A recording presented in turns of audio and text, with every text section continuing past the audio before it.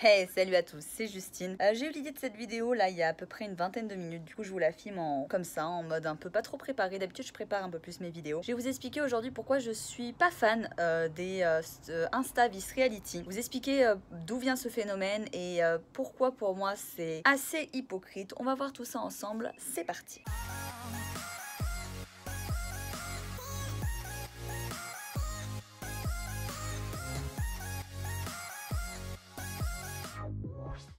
Alors le phénomène sur les réseaux sociaux, il date pas d'aujourd'hui, il date pas du fitness. Je crois que c'est des humoristes qui ont commencé ça à la base. N'hésitez pas d'ailleurs si vous avez des articles. On va faire un exposé sur les Insta visualité, ça va être sympa, passionnant. C'est quelque chose qui était venu dans l'humour pour un peu caricaturer les stars, les photos des magazines. On a une Instagrammeuse que je vous mets juste ici qui le fait très bien et qui a des millions d'abonnés, qui le fait beaucoup sur le ton de l'humour, même si c'est un petit peu pour aussi critiquer la société. C'est jamais directement méchant, c'est aussi surtout très très humoristique. On a vu ça dans plein d'autres domaines un peu people, que ce soit le cinéma, que ce soit la publicité surtout. C'est surtout pour montrer ce qu'on nous montre, l'image qu'on a de la société et finalement la réalité. Moi je vais vous parler aujourd'hui des Insta-Vis réalité qu'on a dans le fitness, qui sont arrivés, qui ont été très très très à la mode parce qu'on montrait un peu quelque chose de différent. Ça a été très bien perçu par beaucoup de gens dans les comptes Instagram, etc. Que ce soit dans la mode, que ce soit notamment dans le fitness, parce que vous savez qu'on en a déjà parlé sur mes réseaux, on retouche la lumière, on retouche parfois le physique, on retouche les cernes, mais voilà, vous voyez la réalité souvent en vidéo, etc. On en discute ensemble, ça y a pas de souci. Il n'a jamais caché un bouton sur sa photo Facebook. Me jette la première pierre. Mais surtout Jeannette, là où moi je trouve que le phénomène est parti un peu en couille, si je puis dire, c'est qu'il y a beaucoup de gens qui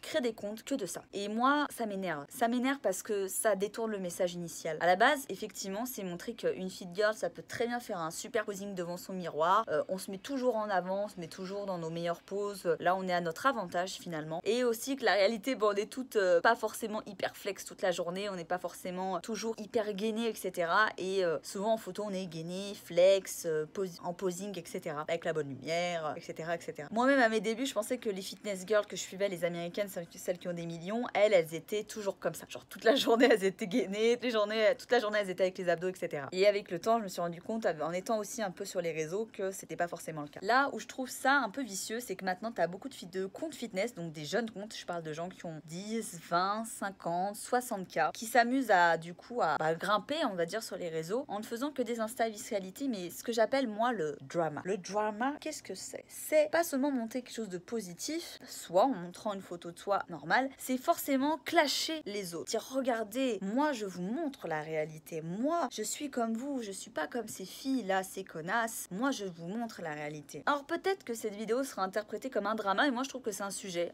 qui est lié au fitness. Donc je m'exprime sur les sujets liés au fitness. Vous me direz en commentaire ce que vous en pensez. Moi je suis fan de comptes tels que cette jeune fille, excusez-moi j'ai les prénoms, les pseudos c'est compliqué, qui elle montre ses photos d'elle, non retouchées, elle ne se compare pas à d'autres fit girls, elle ne se compare pas à d'autres jeunes femmes, elle montre sa réalité à elle. J'en ai parlé sur Snapchat et j'ai beaucoup aimé vos retours. C'est pas pour son physique, c'est pas pour son fessier énorme, c'est ce qu'elle montre, c'est que justement on peut avoir un fessier énorme et que la réalité c'est qu'il y a aussi du gras, qu'elle a également de la cellulite, qu'elle pourrait se photoshopper. Elle met souvent des exemples pour montrer un peu, et elle essaye de prôner l'acceptation de soi. Moi il y a des comptes sur Insta, notamment des comptes français, qui sont pleins de potentiel, qui ont des bons physiques, qui ont des bonnes têtes et qui sont dans le drama, et je trouve ça dommage. On a tellement plus à partager sur les réseaux sociaux. Moi je suis la première à vous montrer qu'on peut avoir le ventre gonflé. Je vous l'ai montré en vacances. J'ai pas fait de les fit girls elles vous mentent parce qu'elles vous montrent pas qu'elles ont le ventre gonflé. J'ai pas taillé mes collègues. Je vous ai montré mon corps dans ma réalité. Tout le monde n'a pas forcément envie de le faire. Ça veut pas forcément dire qu'on vous cache des choses. Est-ce que vous, derrière votre écran, est-ce que vous seriez prêt à vous montrer sous votre plus mauvais jour? Pas tout le monde. Et influenceur ou anonyme. Bien sûr qu'il y a du fake, bien sûr qu'il y a du photoshopage, bien sûr qu'il y a des fois il y a du montage. Et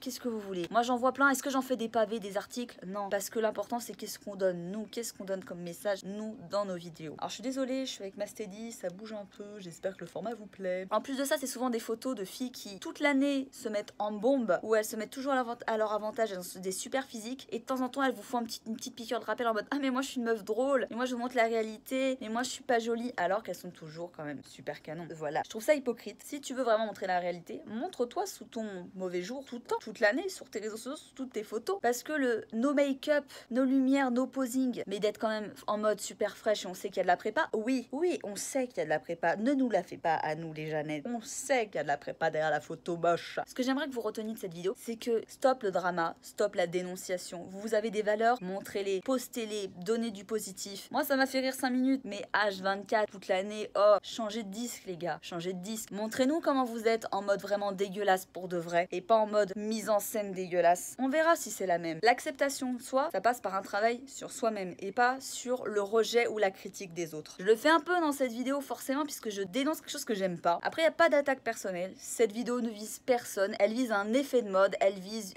une communication qui sont sur les réseaux aussi. Alors je suis pour montrer la réalité aux abonnés, montrer son avant, après, flex, pas flex de soi-même, mais dire ah les filles bien, vise-moi en mode ah je suis trop dégueu alors qu'on l'est pas.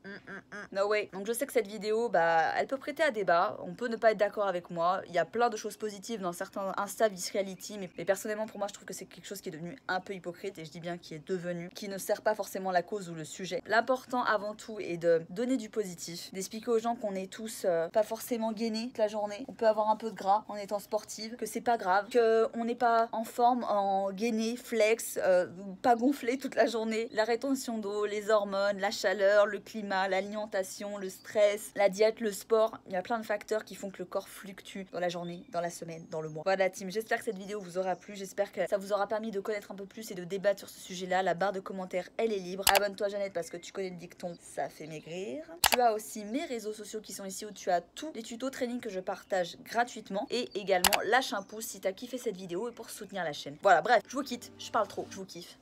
Ciao.